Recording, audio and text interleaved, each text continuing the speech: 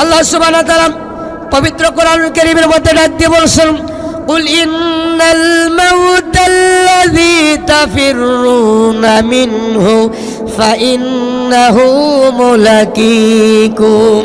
ও পৃথিবীর বান্দারা, মৃত্যুর ভয়ে তোমরা যেখানে পলায়ন করো না কেন, মৃত্যুর স্বাদ তোমাদের গ্রহণ করা লাগবে। এর মধ্যে কোনো সন্দেহ আছে নাকি? কোনো সন্দেহ আছে আমাদের? মৃত্যুর স্বাদ অবশ্যই আমাদের গ্রহণ করা লাগবে। এখনই যদি মালাকুল মউত আমাদের কাছে এসে পৌঁছায়, আমরা কি মৃত্যুর জন্য সবাই প্রস্তুত আছি?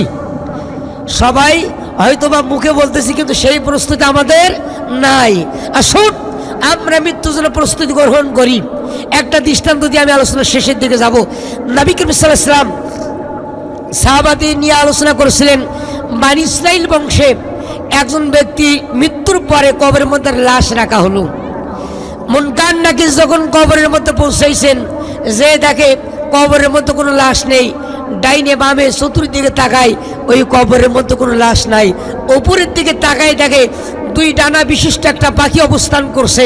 মুনকার নাকির ডাক দিয়ে বলছে, ইয়া আইয়ুহাত তায়র, ওগো পাখি, ফুলান ইবনু ফুলান, অমুকের পুত্র অমুক একটু আগে যারে কবরের মধ্যে রাখা হলো, লাশ গেল কোথায়? পাখি ডাক দিয়ে বলে, মুনকার নাকির, আমি আমার ডানার ভিতরে তারে ঘুম পড়িয়ে রেখেছি।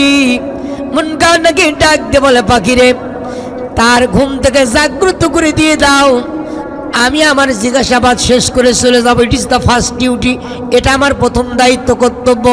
পাখি ডাক দিয়ে বলে, মুনকার নাকির, এমন ঘুম পড়িয়েছি, তার ঘুমের ভিতরে কিয়ামতের আগে ব্যাঘাত ঘটাইতে দেব না। সুবহানাল্লাহ। এমন ঘুম পড়েছে, তার ঘুমের ভিতরে কিয়ামতের আগে ব্যাঘাত ঘটাইতে দেব না। মুনকার নাকির ডাক দিয়ে বলে, পাখিরে, তুমি কি জানো আমি আল্লাহর পক্ষ থেকে দায়িত্ব কর্তব্যরত একজন ফেরেশতা? পাখি ডাক দিয়ে বলে, মুনকার নাকির রে, আমি আল্লাহর পক্ষ থেকে দায়িত্ব কর্তব্যরত একজন ফেরেশতা। এতই যদি বাহাদুরি থাকে, এতই যদি ক্ষমতা দেখাইতে চাও, আমার ডানার ভিতরে প্রবেশ করো। ডানা আগলে দিয়ে দিলাম, লাশ তল্লাশি করে বের করে নিয়ে জিজ্ঞাসাবাদ করো। ডানা যখন আগলে দিয়েছে, ডানার ভিতরে প্রবেশ করে লাশ তল্লাশি করে লাশ পাই না। এ সময় বারে ইলাহি দেখারকে ডাক দিয়ে বলে, ওগো বারে ইলাহি দেখার, ইতিপূর্বে এমন কবর আমি পাই নাই, আজকে এমন একটা কবর পেয়েছি, যেই কবরের ভিতরে দুই ডানা বিশিষ্ট একটা পাখি অবস্থান করতেছে।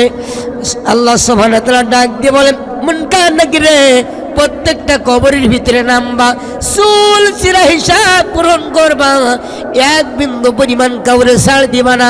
খবরদার খবরদার মুনকার নাকির, যেই কবরের মধ্যে দুই ডানা বিশিষ্ট পাখি লক্ষ্য করবা, ওই কবরের মধ্যে কোনো সওয়াল জবাব হবে না।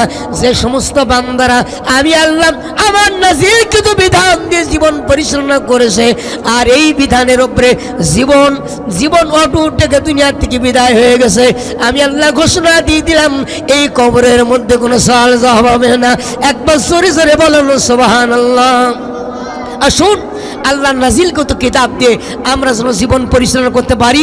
আল্লাহ সুবহানাহু ওয়া তাআলা আমাদের সকলকে কোরআনের উপরে, ইসলামের উপরে, নবীর আদর্শের উপরে প্রতিষ্ঠিত থাকার তৌফিক ইনায়াত করুন। আজকে এই সুন্দর আয়োজনকে, অনুষ্ঠানকে আল্লাহ সুবহানাহু ওয়া তাআলা বরকতময় হিসেবে কবুল মঞ্জুর করুন।